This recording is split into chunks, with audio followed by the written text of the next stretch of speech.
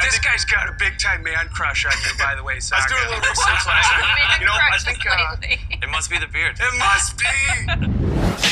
Welcome to the Shark Tank Podcast. Each week, one of the best entrepreneurs from ABC's network smash hit Shark Tank teaches you how to swim with the sharks without being eaten alive. And now your host, serial entrepreneur, TJ Hale.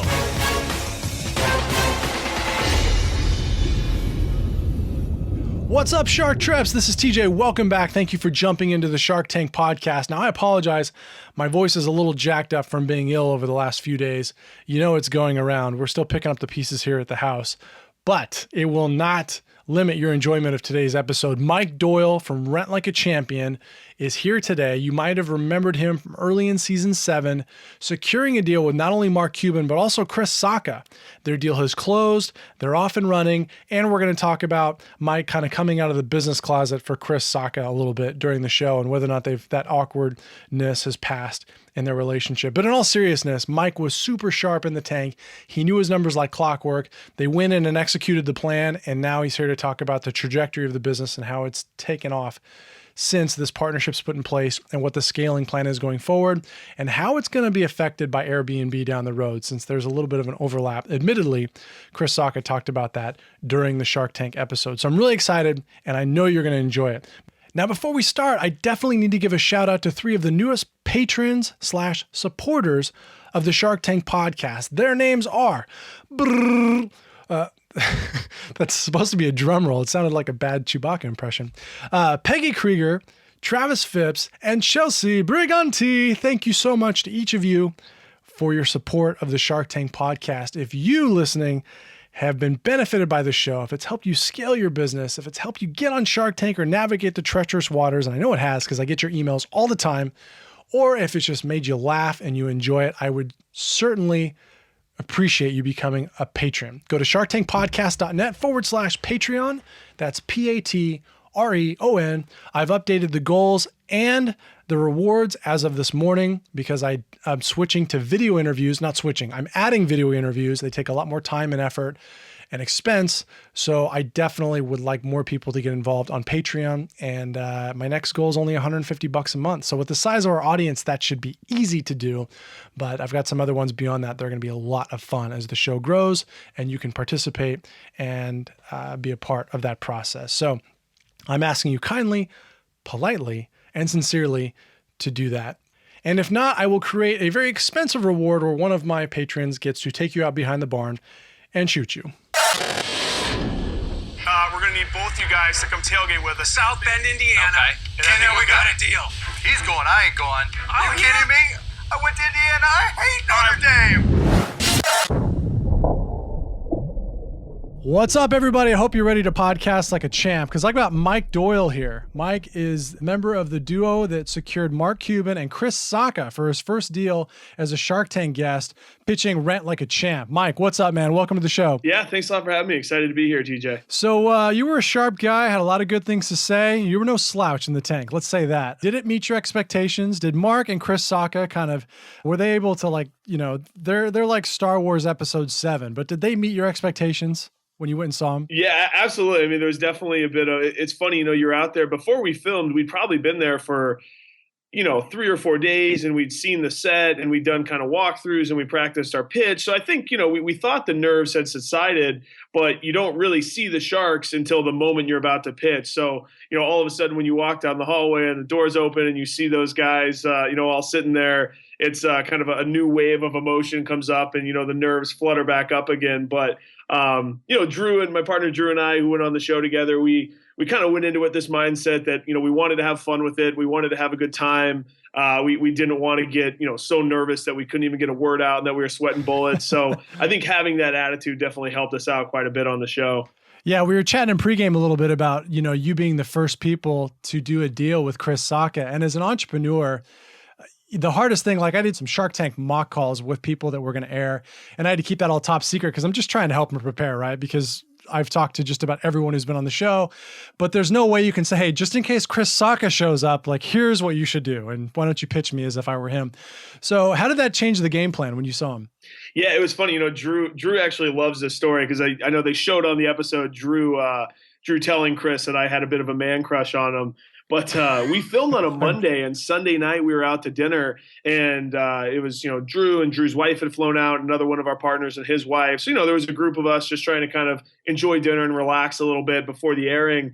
And at dinner, we got a call from the producers, and they let us know that there was going to be a guest, and they told us that it was Chris Sacca. And I immediately had this moment. I wouldn't call it panic. I would call it more just, I was so excited. If you want somebody who's in kind of the consumer tech world, I don't think you can get anyone better than Chris Sacca. So, when I heard his name, that he was going to be on the show, I went back to the table, finished my dinner in about 2 minutes, and I took a cab home. The rest of the group stayed out and they got a drink, but I said, I got to go home. I want to do some research. So I just went back and I stayed up for several more hours that night, just watching as many interviews as I could about Chris, reading as many articles that talked about him. It was kind of funny. One of the things when I first heard it was him, I initially was really nervous because I knew that, his portfolio list is kind of a who's who of consumer facing tech companies. And I was really worried. I was like, oh man, I think he invested in Airbnb, and this can be a conflict of interest. He's not going to be able to invest.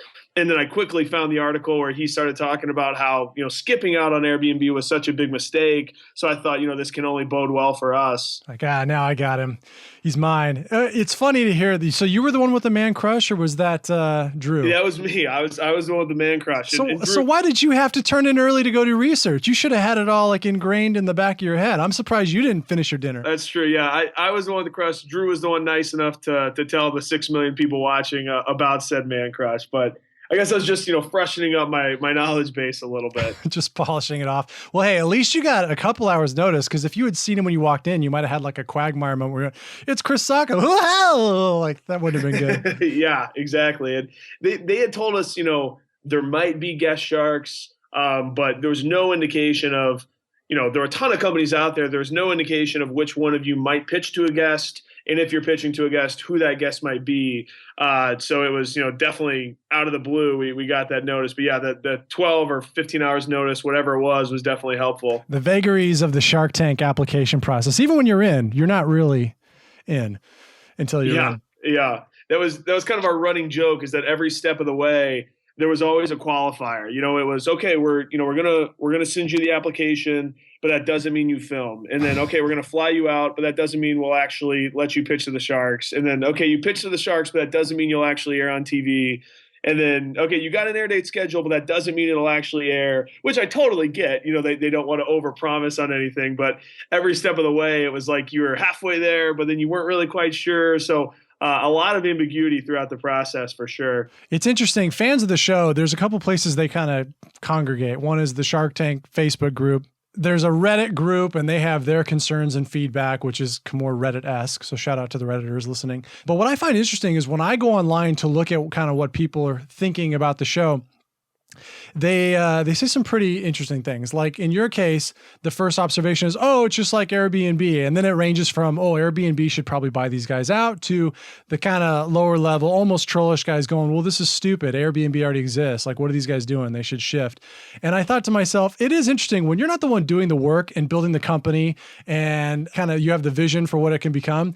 The critics to me fall quite a bit short. Like, I see you when you started pitching about why you're different than Airbnb and how it's hard to break into a community like the one around Notre Dame. Like, I see how true that can be and how much work it takes. What I don't know as an investor of saying, is this going to work out, or is this not going to work anywhere but next to Notre Dame? That was kind of the main question I had before you started pitching and opening your mouth. When did you realize this idea had some legs and you could actually make something of it? Yeah, it's interesting. The company actually, when it originally started, had a totally different vision and a different kind of game plan from where it is today. So the company actually originally started as just a brick and mortar student housing company where, Drew and we have a couple other partners, they were buying some properties around campus and renting them to Notre Dame students for 12 months at a time. And there came a time when there was a vacancy in the portfolio. They didn't want the property to sit there vacant all year long. So they had this thought, well, maybe someone would rent it out for Notre Dame football weekends. They put it on Craigslist, they put it on eBay, and, quickly realized that they could make more in a weekend than they were making in a whole month of rent by renting it out to students. So it was one of those ideas that was kind of stumbled into on accident more than anything else. And we did it just in South Bend for several years. To be honest, it was a very small subset of the overall real estate company. It was just, a mechanism for monetizing vacant homes, and that was that. But about 3 or 4 years ago, we kind of, had this light bulb moment where that part of the business, the vacation rental side of the business, was growing organically on its own. People were asking us, Notre Dame fans were asking us, hey, do you do this at Ann Arbor? Do you do this at State College? We want to travel to games. And that's when we decided, we should really kind of put some resources behind this and see if it has legs. And since that time, it's, dramatically gotten much, much bigger than the original real estate company that it spawned out of. And yeah, we've been able to pop the model, and it doesn't work everywhere, obviously. Colleges that are in big urban environments, like we're based in Chicago, a college in Chicago, there's tons of hotels based in Chicago, tons of options. But in towns like State College, Pennsylvania, or Auburn, Alabama, or Oxford, Mississippi, there's not that many hotel rooms. And on game weekends, it's hard to find a spot to stay. Yeah, but the thing is, though, if you travel like to cities like Chicago, that's the reason Airbnb is successful, because the average Joe, when they have an alternative not to stay in a Chicago hotel, will take it, right? I mean, sure. Yeah, and I think, we've kind of, we view the niche we've carved out as, I think we've grown, as fast and as big as we have because we have such a specific target and such a specific niche. I mean, if we wanted to do what we were doing in Chicago, we would, at that point, our differentiation from Airbnb would be kind of hard to explain, I think. And we'd really be going head to head against Airbnb. Whereas, we're going into these smaller towns, we're kind of creating the marketplace in a lot of cases. Airbnb might not have a huge presence there yet. And that's, I think, what's able to set us apart. Yeah, I totally agree. I was just thinking from a general standpoint, especially traveling for work. If you're in a nice hotel, it's one thing, but as a startup, dealing with the hassle and the fees and the fact that staying in the city is ridiculously expensive compared to other metro areas. Oh, I'm from the West Coast, right? So maybe New York and Chicago, people are used to it. But so in terms of growing the business, I'm going to give you my little background. I went to an LSU game with a girlfriend when I was in college. And I remember they were playing Alabama and they were both ranked in the top 15. So this was a few years back. And she's like, yeah, so you got to make sure you're here 2 days earlier. We're going to go tailgate. I'm like, all right, the game starts at 5. What time should we get there? She's like, most people are going to set up the night before, like around 6, but we'll probably get there like at 7 or 8 in the morning. I'm like, what? Are you insane? I mean, I'm a Sun Devil, right? We might get there a couple hours early, but forget about it. Well, anyway, we showed up at 8:30 in the morning, and the entire parking lot, there must have been 300 RVs out there for this game. That was the first time I remember thinking college football fans are insane. Had the time of my life, by the way, but that was my first instinct. They're nuts. So obviously, I see it. They really are. And it's, that's, people are so passionate about their teams. And for alums of some of these huge football schools, this has become such a rite of passage where, they're going back year after year. And yeah, I mean, they'll, the checkbooks open up and they're putting up elaborate tailgates and they're bringing tons of friends. And it really, I think emotion plays into it, which is really fun. We really, because we're all huge college football fans and we love the fact that we're helping people experience a weekend that they are so passionate about. And, they look forward to this each and every year. And, it's January. The national championship game hasn't even happened yet. I think that's next Monday. And calls are starting to ramp up for next football season. People planning 8-9 months in advance. So, people marking on their calendars well in advance and, look forward to it year round. It's too bad the national championship game isn't in Tempe. They built that stadium in Glendale, which is a huge mistake. So there's probably not a lot of business for you out there. Maybe there is. I don't know. It's just they built it in the middle of nowhere. It's fun. We've had a lot more homes sign up in Tempe. We have some homes in the Glendale area, and we've had a little bit of interest. But I think the show helped with that. The show was really helpful in getting us inventory and kind of new markets that we hadn't branched into yet. Actually, the Glendale and Tempe, both of those areas, we saw quite a bit of homes organically sign up, which was really exciting for us. There's two things I want to talk about. One is how you got on the show. I think the show's challenge is having new, innovative entrepreneurs, things that people haven't seen before. I personally just liked your pitch. I liked your energy, the fact that you guys were sharp and on the ball, and I thought it made for really great TV. Did you decide from the beginning, we're going to go on Shark Tank? Did you get contacted? Did you have any obstacles getting on? Tell us about that a little bit. Yeah, you hear things about companies getting recruited and poached to get on the show. Unfortunately, we weren't. I guess we weren't cool enough to be in that club. So it was kind of an interesting story. It was about.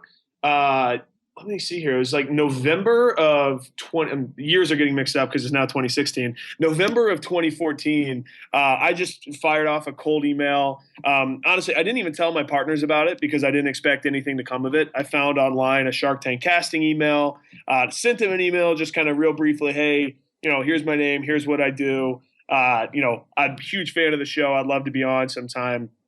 And then about 2 months later, the season wrapped up.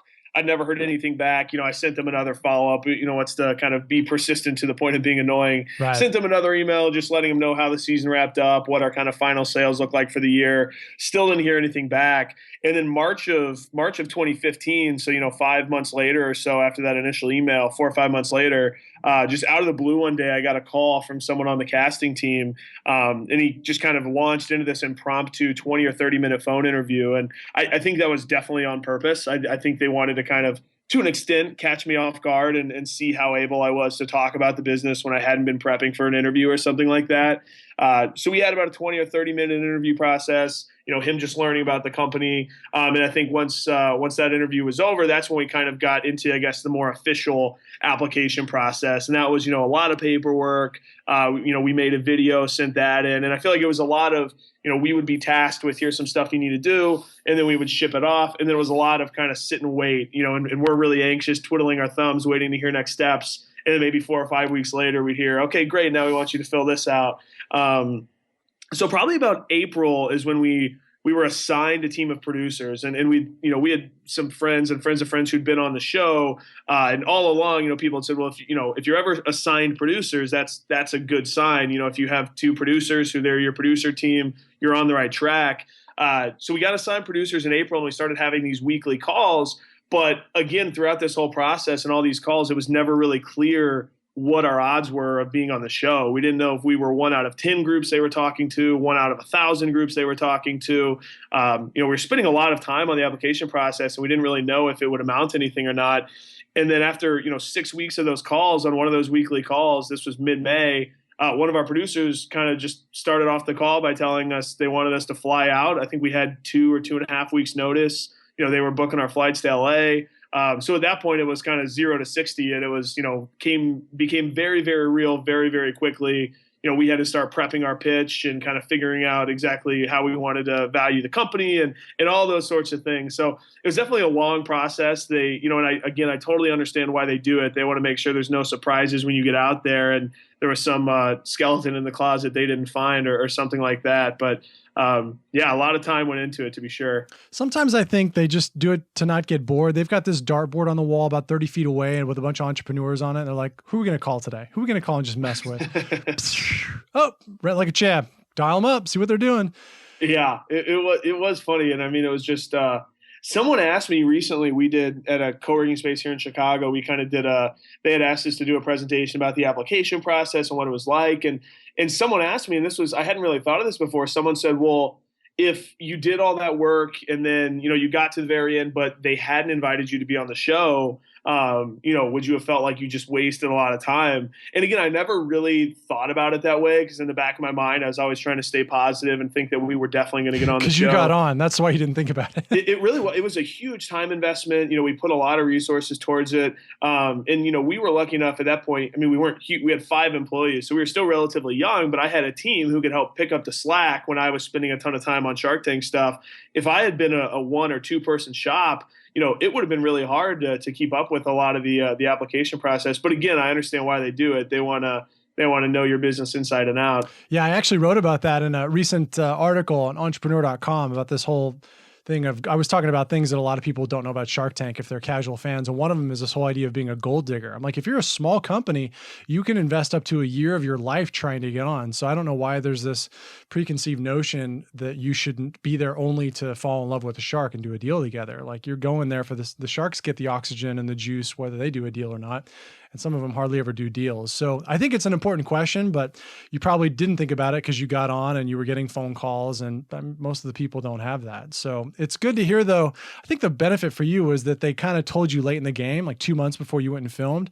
Some of these people apply and they get a phone call right after the open call, and it'll be like 8 or 9 months before they actually go film. And I think, man, that's a drama relationship. So you kind of got in late in the 11th hour. I think that's probably a good thing for you. Yeah, definitely. And we, I totally agree. And we even talked about, we went and filmed in June, and then our, kind of official embargo is lifted. You're allowed to talk about it was mid-October. And even that 4 months, I feel like, we all felt like we were going to explode trying to keep this secret that we were so excited about. And then you hear about companies who have to keep that secret, like you said, for 8 months or 9 months or whatever the case may be. And that definitely would have been difficult to do. I talked to someone who's going to be on Beyond the Tank. They don't have their air date yet. It's coming up soon. It'll probably be about the time that this podcast goes live, but they filmed a year ago and they're not supposed to talk about that either. And it's like all the information is basically outdated because there's so many slots on TV they can fill.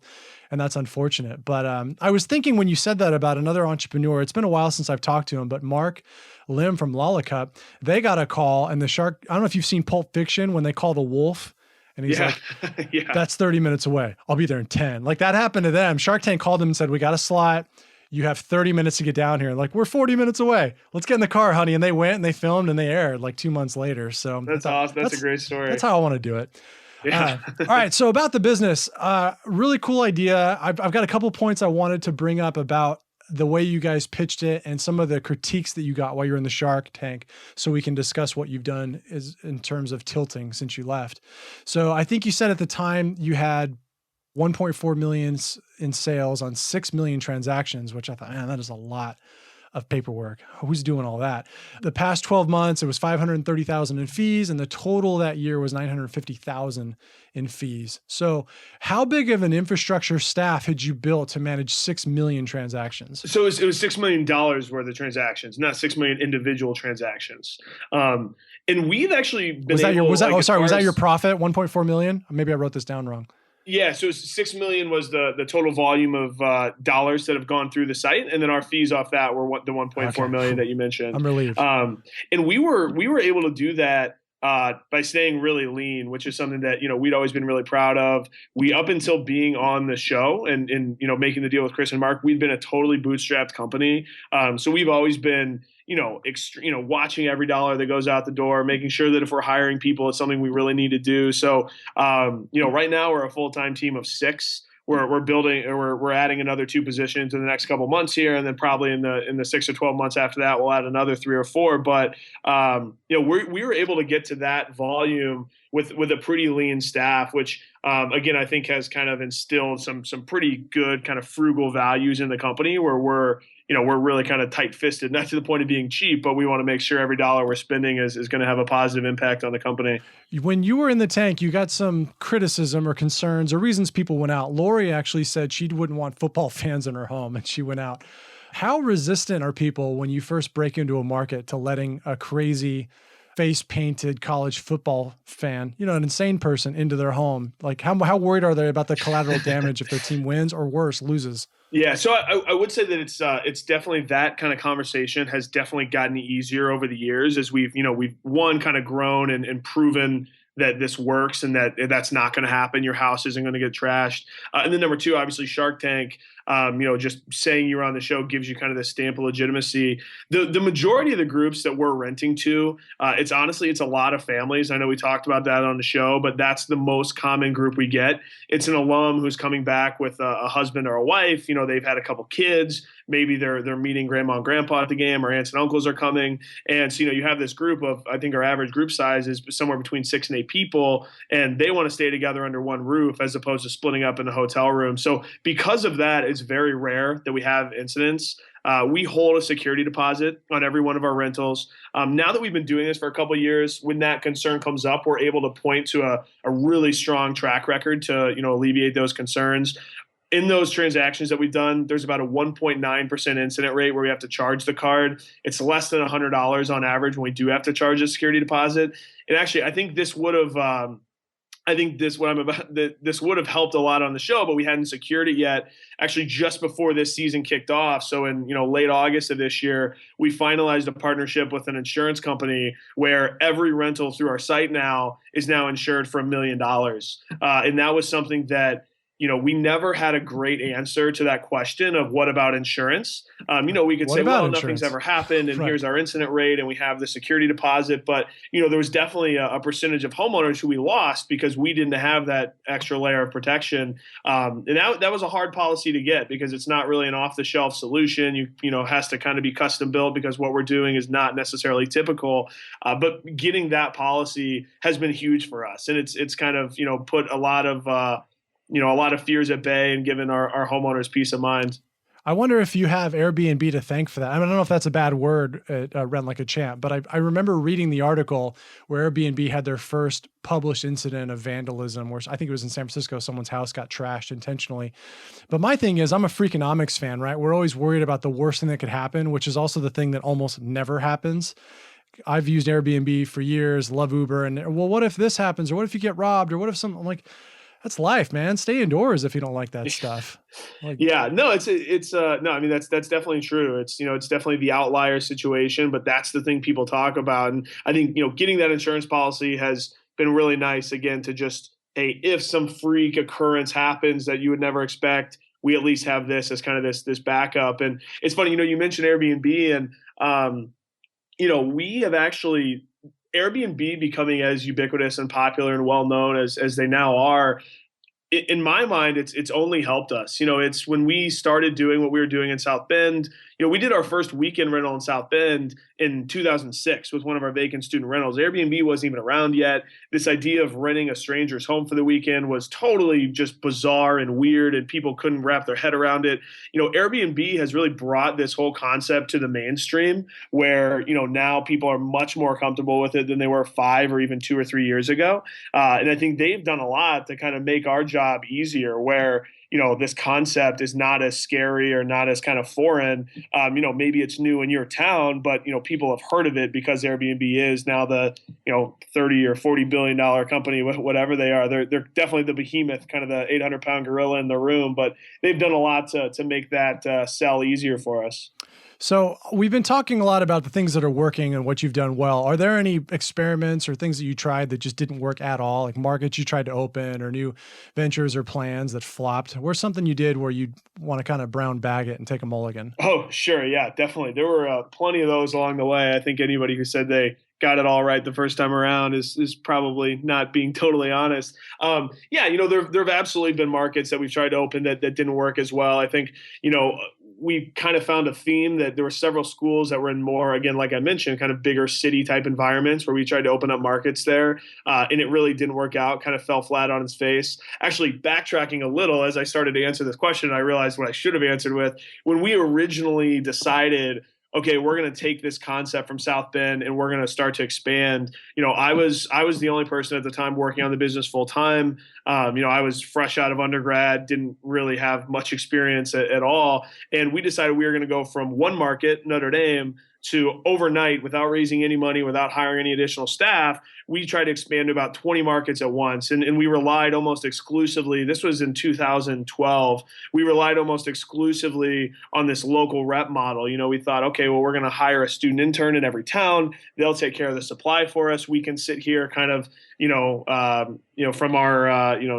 from our computer and we can generate the demand, but the kids in each of these towns, they'll get the home sign up for us.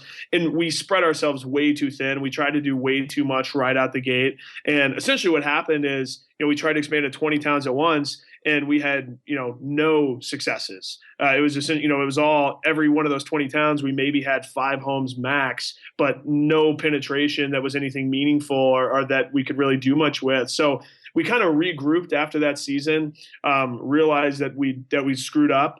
And for the next year, we decided, okay, we're going to put all our time, all our resources behind 2 or 3 or 4 markets, just a couple towns. And that worked so much better for us. We were able to focus in. We weren't trying to do all these different towns at once. So that was definitely a very humbling experience, thinking that all of a sudden you can go 0 to 60 with, you as the only full-time person, you didn't raise any outside funding. In hindsight, I don't really know what we were thinking, but we were convinced that this was going to be as easy as, okay, yeah, we'll launch these next 20 towns in the next 3 months, no problem.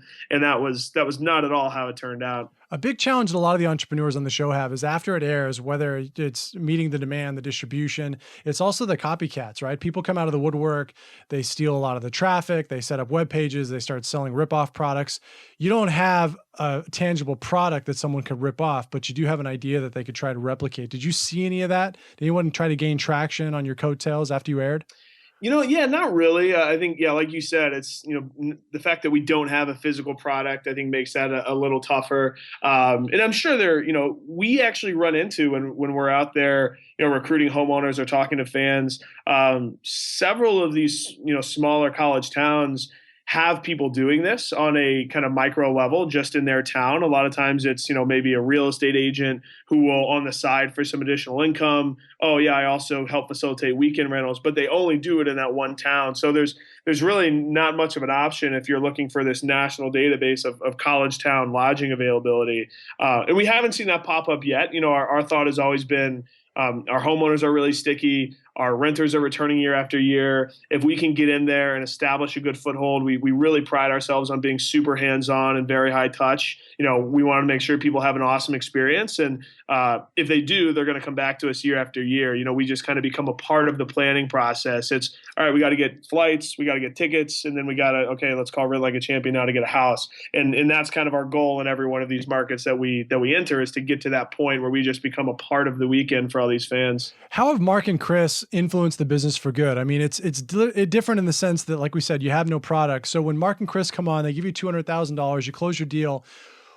How do they expand your vision? How do they expand the operation in a way that maybe you didn't foresee? Yeah, I mean, it was interesting. We didn't know coming out of the show. We didn't know. Okay, are they going to write a check and then maybe we're never going to hear from them again, or what's this relationship going to be like? And obviously we understood that they're incredibly busy guys. They've invested in dozens, hundreds of companies between them. So we didn't really know what to expect, and we were blown away. We have been blown away with just how plugged in they've been and how hands-on and involved they've been in our company. It's been awesome. I mean, I send out every week. I sent out kind of an update on our top level metrics, and I started copying, Mark and Chris on those emails, and they're commenting on the numbers. If something doesn't look right, they're asking why. They're offering suggestions. We send out kind of a more narrative monthly update, and they're constantly digging into things that are in there, asking about this or asking about that. They've each kind of sent over some suggestions of companies we should talk to, introductions that they can make if we want them to facilitate those for us. So, each of them has been incredibly helpful. I think, on Mark's side specifically, and again, all the Shark Tank participants you've talked to, I'm sure this has come up, but Mark has Mark Cuban Companies, which is kind of the holding company for all his investments, and there are a couple, from what I can tell, somewhere between 10 to 20. I don't really know the exact number, but several people who work for Mark Cuban Companies who are essentially are there to help the portfolio companies succeed. We got a lot of help from them. From Mark Cuban Companies on the tech side leading up to the airing. They've obviously done this time and time again. So they were able to kind of be an independent auditor to make sure that we were thinking about things the right way, and that our site wasn't going to fall over when it got slammed with traffic that night.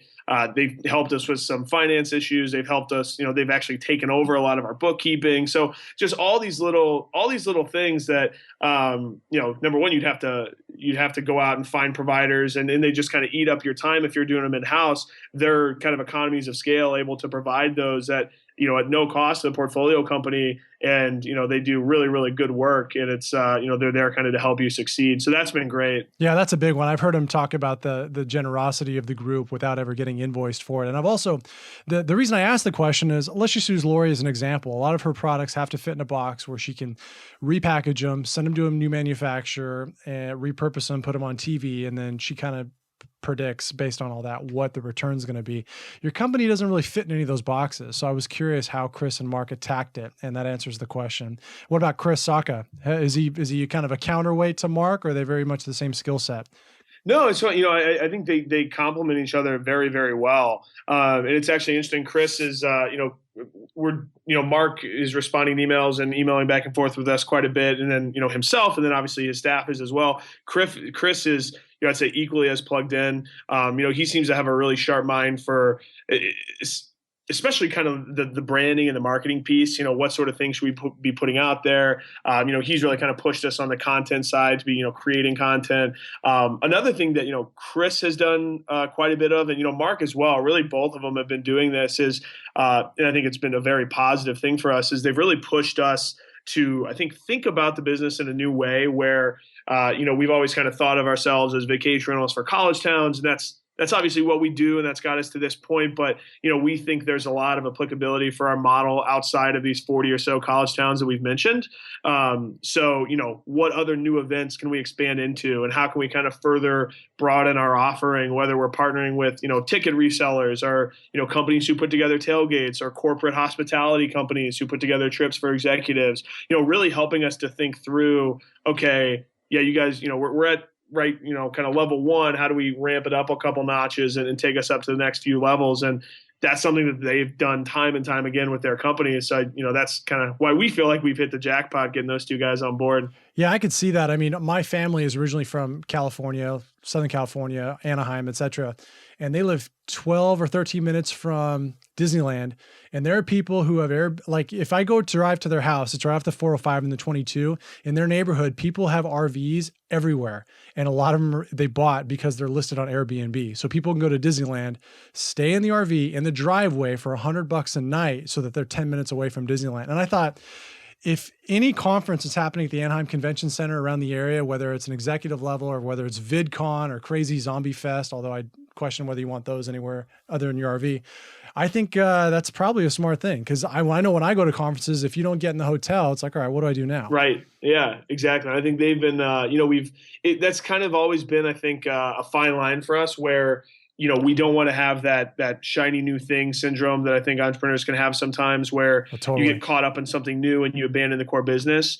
So we've always been very cognizant of making sure that doesn't happen. But at the same time, we want to constantly be innovating and trying new ideas and testing out new marketplaces. And, now that we have a team of, like I said, 6, and we're hiring a few more, we're able to divert some resources to, testing out these new initiatives, which for us is super exciting. Interesting. So, and I think that's why I want to ask about Chris. Obviously, I've talked to a lot of entrepreneurs about what Mark brings to their business, but as far as your relationship with Chris and the fact, is it weird because he knows you're so into him, or is that kind of cooled off a little bit? It's funny. He's never brought it up, which, maybe it's just going to go unspoken between us. I don't know. Merciful. But, no, he's been phenomenal. I mean, he seems to be an incredibly down to earth guy. Obviously super sharp.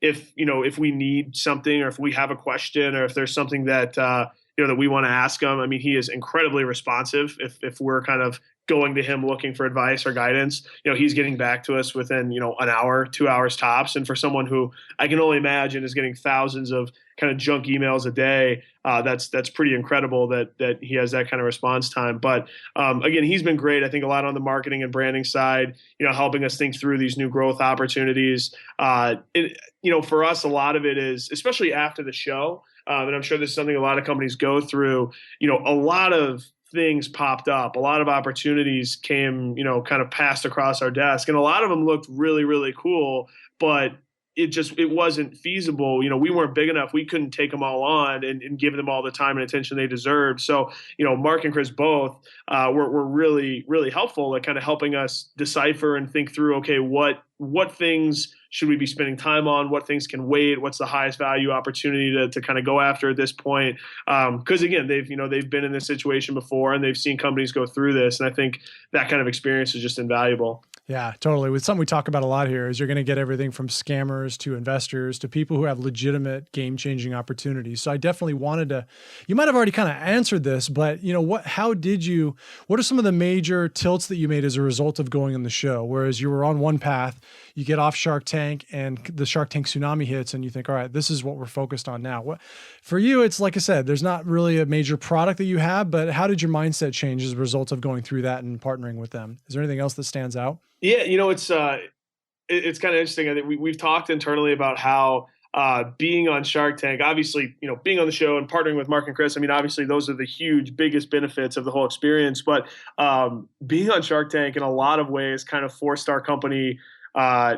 There were a lot of things that we needed to grow up on, things that we were doing that was fine when it was just a one-person shop. But as we added people, we still had kind of some of these old bad habits. We had some technical debt that we never really paid down. The site wasn't really optimal. There were a lot of things we were doing that weren't really that scalable. We were still using some, spreadsheets where we should have been using probably software to collaborate on things. And the fact that we knew that, oh man, in 2 months, hundreds of thousands of people are going to be coming to our site, it kind of forced us to grow up a little bit and, kind of mature in what we were doing within the business. So that was great from that perspective. You mentioned the opportunities that come across the desk, and there was definitely, there were definitely some cool ones. There's a few that we're kind of still trying to finalize details on, but, we've been talking for a while about kind of building out a affiliate or partnership program with ticket brokers.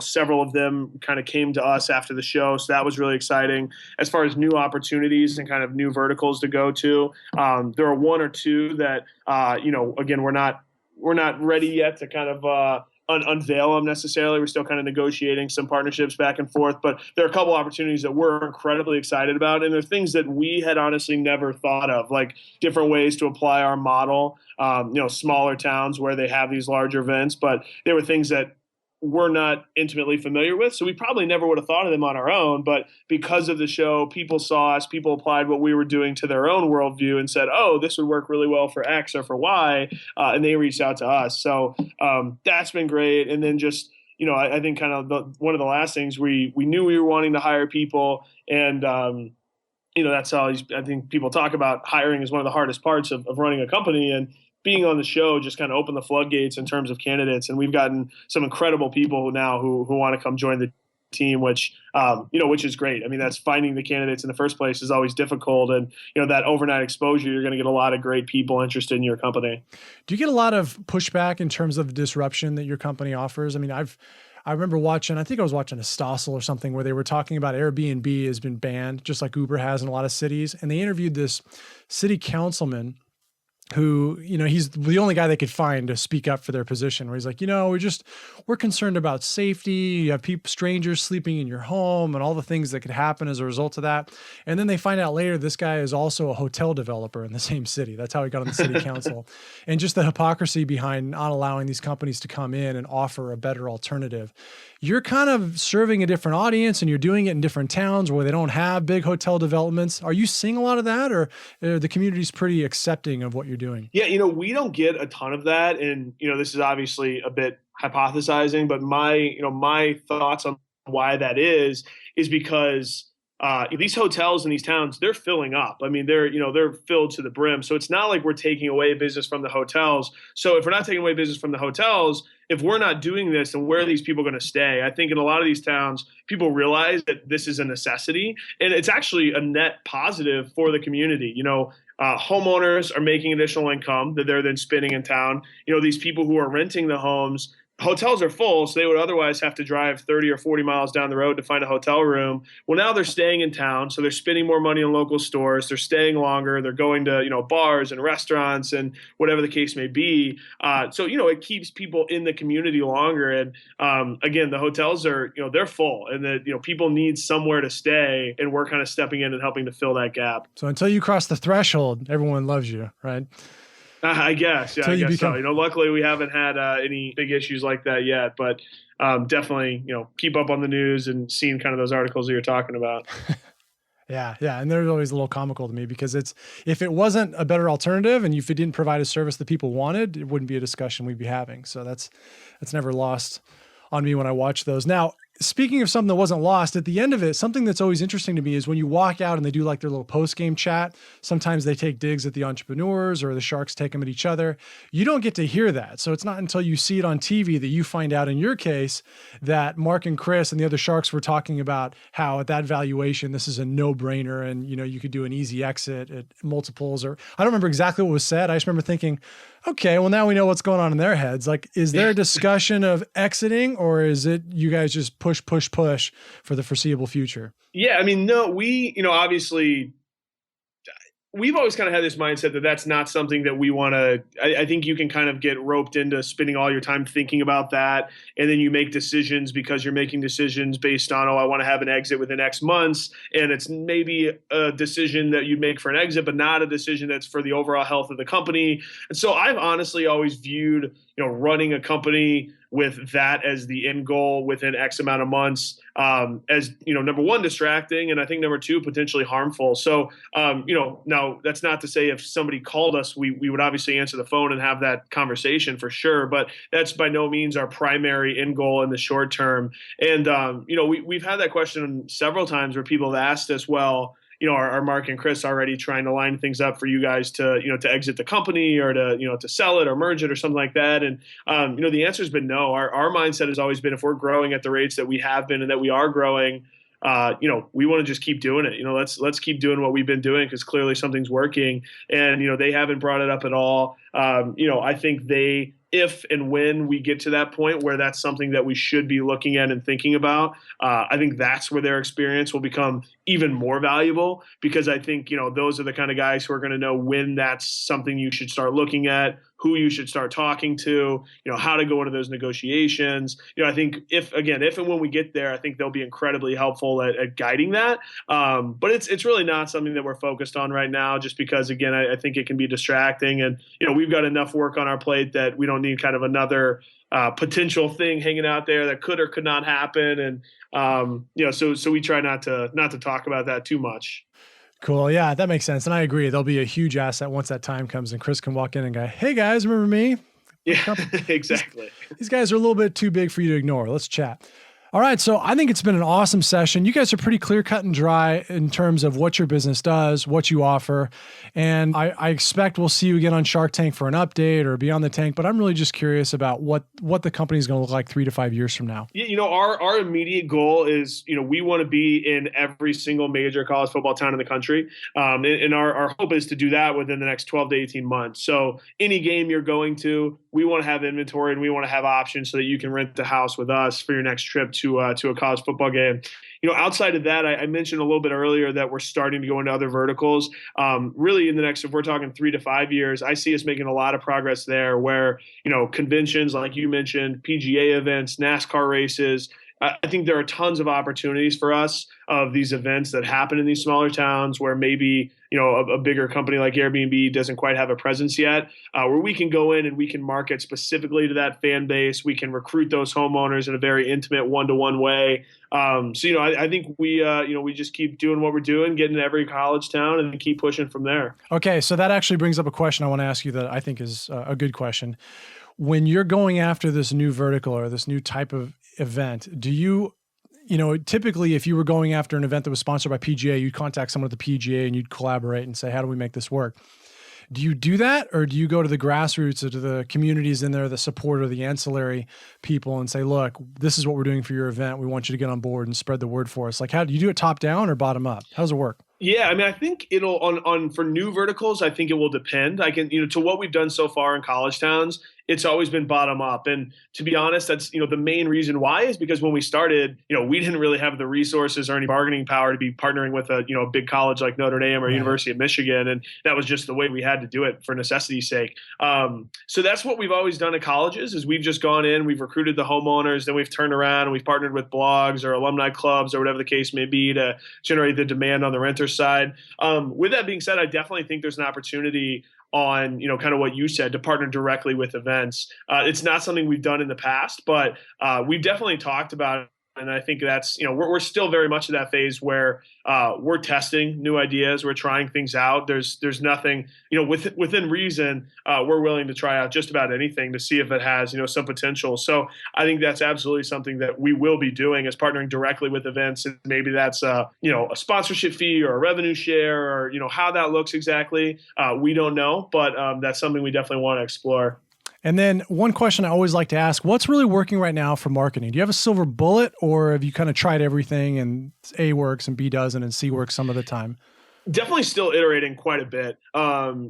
We've gotten to a point where the nice thing about a niche product like we have is that you can guess with a fair degree of certainty where you can find your customers online. So, we're targeting rabid college football fans, the people who you said are paint their faces and they have the foam fingers on Saturdays. There's 2 or 3 big, take a particular school, say University of Michigan, for instance, there's 2 or 3 big Michigan football blogs that these guys are going to be reading. So, you can get ad space on those. You can kind of, participate in message boards.